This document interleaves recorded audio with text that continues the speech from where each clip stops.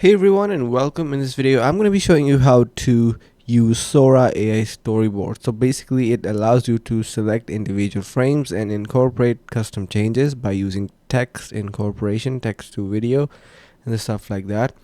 So if you want to generate maybe let's say individual frames, and it allows you to create a video by selecting the individual frames. You can also open the storyboard by selecting recut option, which will open your generated content in a new storyboard. So you can see it is going to be giving you this type of interface. In each card you can view source media, convert generation into text, and add captions or delete cards. So basically it is making or generating your videos or images in card forms, and you can simply use them to produce different kind of stuff. So yeah, that's how basically it works, customizing individual frames, and it is pretty easy. You can try this out for yourself as well.